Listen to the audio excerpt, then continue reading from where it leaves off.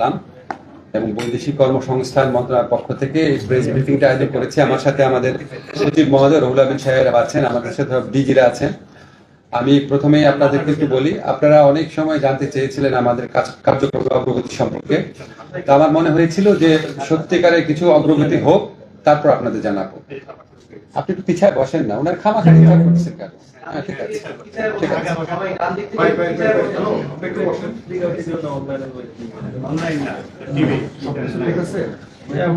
ঠিক আছে। আপনি একটু সাইড থেকে নেন না, সবাই সবাইকে সহযোগিতা করেন।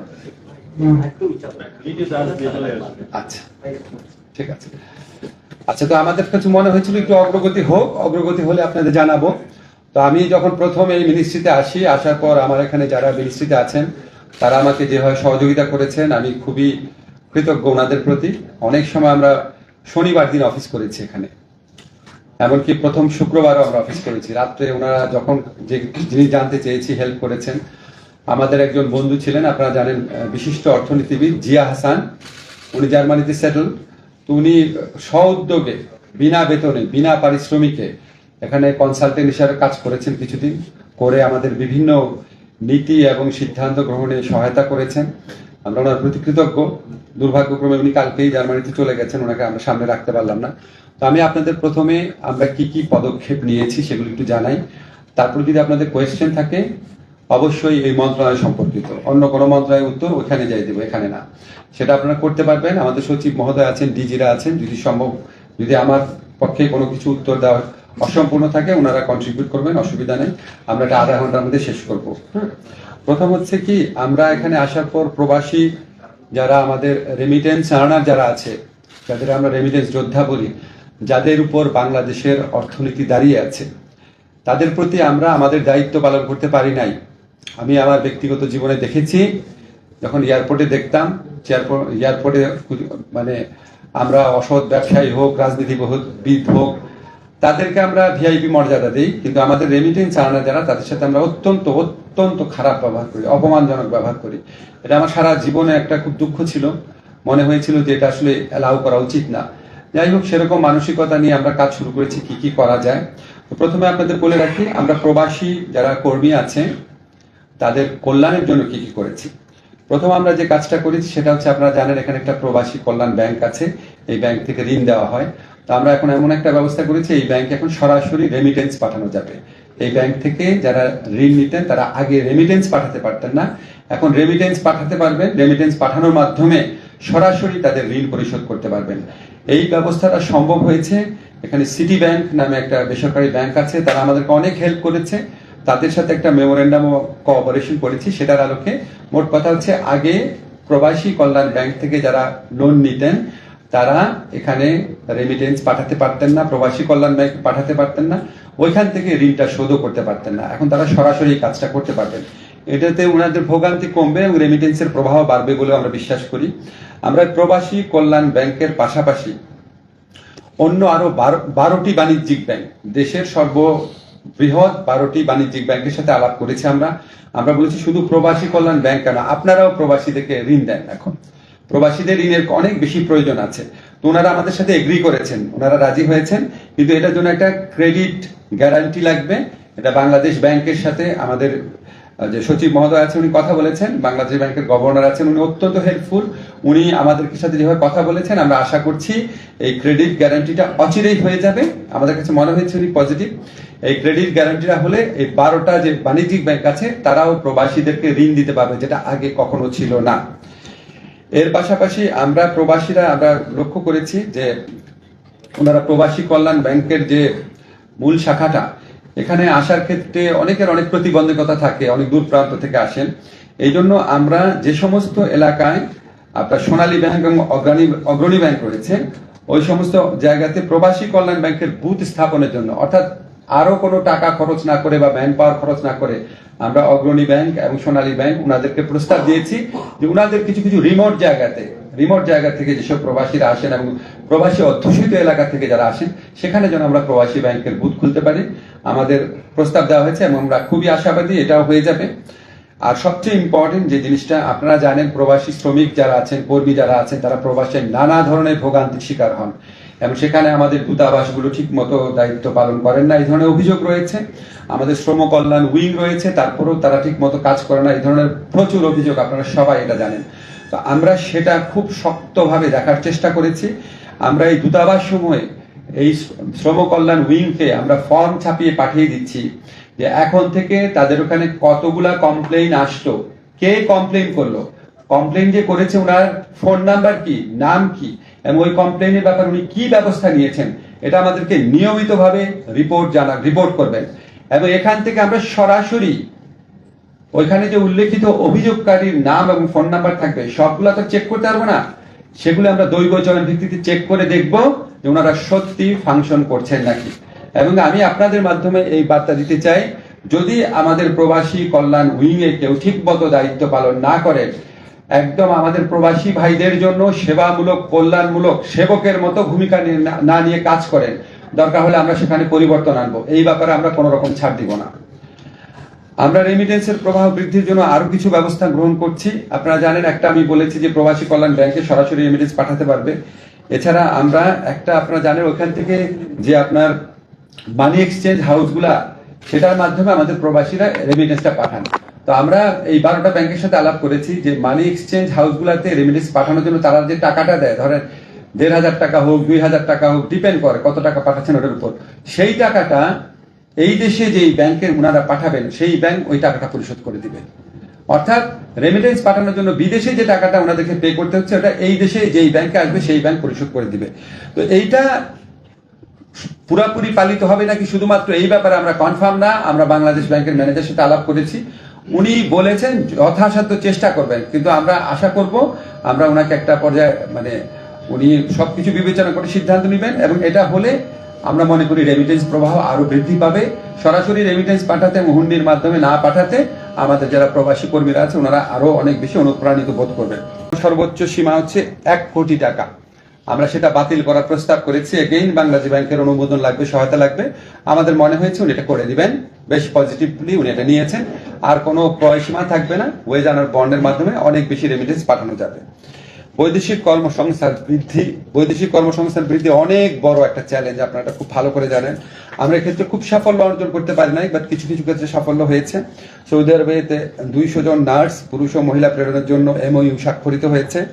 ইটালির অর্থ মন্ত্রণালয় একটা প্রকল্পের আওতায় 250 জন দক্ষ কর্মী পাঠানোর ব্যবস্থা হচ্ছে। জাপানে একটা প্রতিষ্ঠানকে লেটার অফ ইন্টেন্ট দেওয়া হয়েছে। আমরা দাবি করছি না এগুলো খুব উল্লেখযোগ্য অগ্রগতি, বাট শুধু বলছি যে এই ক্ষেত্রে আমাদের কার্যক্রম অব্যাহত রয়েছে। আর আরেকটা জিনিস আপনাদের বলি, আমাদের এখানে প্রবাসী কর্মীদের বিদেশে পাঠানোর ব্যাপারে অনেক ভোগান্তি হয়, অনেক টাইম লাগে, এটাও একটা চিরাচরিত কমপ্লেইন। তো আমরা ইনভেস্টিগেট করে দেখলাম যে এখানে প্রবাসীরা বিদেশে যেতে চাইলে 3টা স্তরে অনুমোদন লাগতো। একটা হচ্ছে কনসার্ন দূতাবাসের, ধরেন সৌদি আরবে পাঠাতে হলে সৌদি আরবে দূতাবাসের, তারপর হচ্ছে মন্ত্রণালয়ের, তারপর হচ্ছে BMET প্রশিক্ষণ ব্যুরো। তো আমরা এখন থেকে মন্ত্রণালয় আর কোনো ভূমিকাই পালন করবে না, এখন থেকে 2টা জায়গায় অনুমোদন নিতে হবে। 3টা জায়গার পরিবর্তে যখন 2টা জায়গায় অনুমোদন নিতে হবে, তাহলে প্রবাসীদের এই বিদেশে যাওয়ার ক্ষেত্রে অনুমোদন প্রক্রিয়া যে ভোগান্তি, সেটা আমাদের হিসাব মতে অনেক কমবে এবং 15 থেকে 30 দিন সময় কমে যাবে। লিড টাইম আমরা বলি, ওনাদের যাওয়ার প্রস্তুতির যে সময়টা, সেটা যদি 3 মাস লাগতো আগে, এখন আমরা আশা করি এটা 2 থেকে 2.5 মাস লাগবে বড় জোর। আমরা চেষ্টা করবো অন্তত 1 মাস কমানোর জন্য। বাট আপনাদেরকে কনফার্ম করছি, মন্ত্রণালয়ের অনুমোদনের প্রক্রিয়া থাকবে না, এটা আমরা প্রয়োজনীয় আইন সংস্কার করে ফেলেছি। সেকেন্ড যে জিনিসটা হচ্ছে, এটা আপনারা সবাই জানেন যে প্রবাসীদের ক্ষেত্রে অনেক বড় একটা কমপ্লেইন থাকে, ওনাদের বাইরে পাঠানোর ক্ষেত্রে যত না খরচ অফিসিয়াল, তার চেয়ে অনেক বেশি খরচ হয়।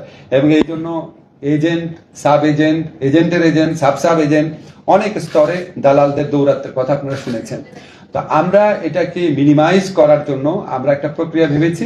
আমরা এখন থেকে এজেন্ট, সাব এজেন্ট যারা আছেন, সাব এজেন্ট বিশেষ করে, এজেন্টরা তো আমাদের এখানে নিবন্ধিতই, সাব এজেন্ট যারা আছেন, ভদ্র ভাষায় সাব এজেন্ট বললাম, মানে যাদেরকে আপনারা অনেক সময় দালাল বলেন, বাট তাদের মধ্যে ভালো লোক আছেন, খারাপ লোক আছেন, আমরা ওনাদেরকে রেজিস্ট্রেশন করে দিব।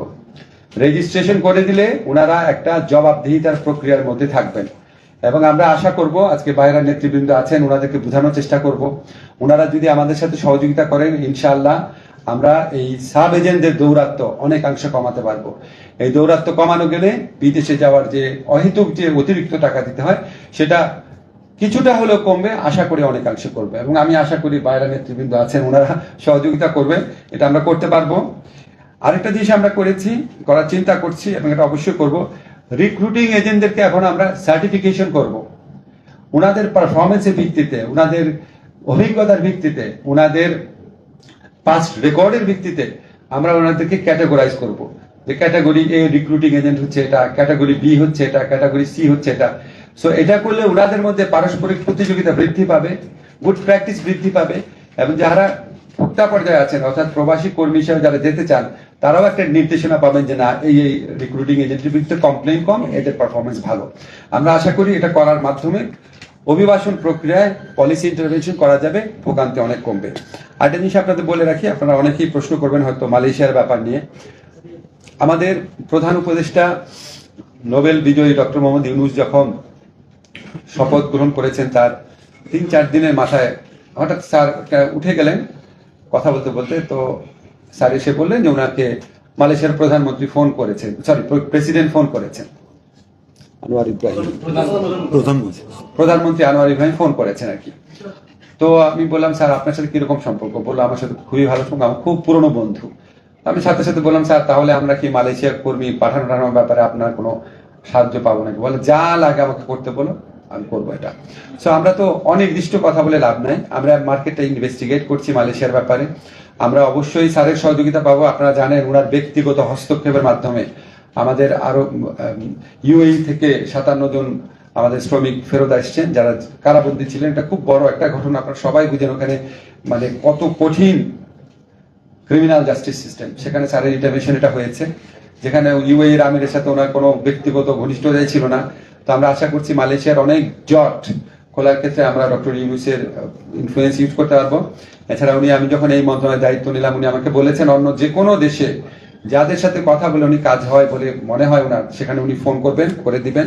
তো আমরা আশা করি ওনাকে সরাসরি এখন আমি প্রস্তাব দেইনি, বিকজ আমাদের ফিল্ড লেভেল স্টাডিটা মোটামুটি করেছি। আমরা ওনার মাধ্যমে আগামী মাস 2-এর মধ্যে শ্রম বাজার সম্প্রসারণে বড় নিউজ আপনাদেরকে দিতে পারবো।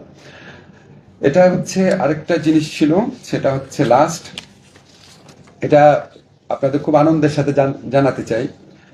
আমাদের যারা প্রবাসী শ্রমিক, যারা এই ছাত্র জনতার বৈষম্য বিরোধী আন্দোলনের সাথে সংহতি জানিয়ে নিজেদের জীবন এবং জীবিকাকে রিস্কের মুখে ফেলে ওনারা কতজন একটা হয়েছে 87 জন, ওনারা জীবন এবং জীবিকার ঝুঁকি নিয়ে ওখানে কারাবরণ করেছেন। আমরা ওনাদের এই স্যাক্রিফাইসটা সবাই মনে রেখেছি। আমি দেখেছি ওনারা যখন দেশে ফিরে আসার সিদ্ধান্ত হয়েছে, আপনারা সবাই পত্রিকা যারা আছেন, সাধারণ মানুষ সবাই কি পরিমাণে উচ্ছ্বসিত হয়েছেন। আজকে আপনাদেরকে আরেকটা গুড নিউজ দিতে চাই, আমরা প্রবাসী কল্যাণ মন্ত্রণালয়ের পক্ষ থেকে ওনাদের পুনর্বাসনের ব্যবস্থা করব। আমাদের অলরেডি 87 জন সাথে যোগাযোগ 87 জনের সাথে যারা ফিরে এসছেন। আপনারা জানেন 57 জন না, আরো অনেকেই বন্দী ছিলেন, অনেকেই ফিরে আসছেন। 87 জনকে আমরা এনলিস্ট করতে পেরেছি। আমরা ওনাদেরকে কর্মসংস্থানের ব্যবস্থা করব বাংলাদেশে। ওনাদের প্রতি এটা আমাদের দায় মনে করি বাংলাদেশে। আমরা প্রবাসী কল্যাণ ব্যাংকের প্রবাসী কল্যাণ যে স্কিম আছে বিভিন্ন আমাদের ওই মন্ত্রণালয়ের মাধ্যমে, আমাদের ব্যাংক আছে আমাদের একটা বোর্ড আছে, কল্যাণ বোর্ড আছে, আমাদের বিএমইটি আছে, যেখানে আমাদের মোট কথা আমাদের মন্ত্রণালয়ের মাধ্যমে তাদেরকে কর্মসংস্থান মানে চাকরি হোক, ব্যবসার উদ্যোগ হোক, সেটার ব্যবস্থা করব। দরকার হলে আমরা এখানে যারা প্রাইভেট সেক্টর আছেন, যারা খুব মানব কল্যাণে কাজ করেন, তাদের সাথে যোগাযোগ করব। এমনও আমরা চিন্তা করেছি যে ওনাদেরকে আমরা একটা সিড মানি দিয়ে, আমাদের প্রবাসী কল্যাণ ব্যাংক থেকে যদি করার স্কোপ থাকে, আমরা ওনাদের উদ্যোক্তা হওয়ার যদি ওনাদের ইচ্ছা থাকে, সেখানেও আমরা ওনাদেরকে সহযোগিতা করব। যদি প্রয়োজন হয় আমরা এখানে যে আপনারা জানেন গ্রামীণের আওতায় গ্রামীণ ব্যাংকের যে ফরম্যাট রয়েছে, তাদের বিভিন্ন উদ্যোক্তা কর্মসূচি রয়েছে, দরকার হলে তাদের সাথে পার্টনারশিপে কাজ করব। মূল কথা হচ্ছে আমরা ওনাদেরকে বিকল্প কর্মসংস্থানের ব্যবস্থা করব। বয়েসেল এর মাধ্যমে সম্ভব হলে বিদেশে পাঠানোর চেষ্টা করব, অন্য কোনো দেশে। একটা দেশে তারা যেতে পারে না, হয়তো অন্য দেশে পারবে। সম্ভব না হলে আমরা আমাদের প্রবাসী কল্যাণ মন্ত্রণালয়ের উদ্যোগে নেতৃত্ব দিয়ে অবশ্যই তাদের কর্মসংস্থানে আমরা সর্বাত্মক প্রচেষ্টা গ্রহণ করব। ধন্যবাদ আপনাদের। যদি কোনো স্পেসিফিক প্রশ্ন থাকে